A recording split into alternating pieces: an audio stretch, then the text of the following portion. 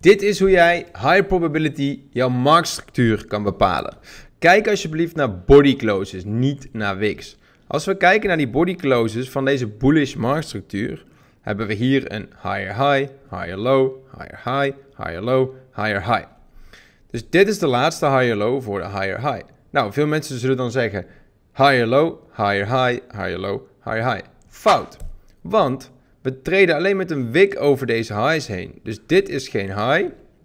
Dit is ook geen high. Dus dit is de laatste high. Waar ligt dan onze liquidity POI? Die ligt hier, want dit is de laatste higher low. Dus dit hier is slechts allemaal liquidity opbouw. En mensen te trappen, te laten denken dat het nieuwe highs zijn. Daar treden we onderdoor en dan pas creëer jij jouw nieuwe high. Dus dit is super belangrijk om te snappen bij marktstructuur. Vind je dit nou interessante content? Volg me dan eventjes voor dagelijkse content zoals dit.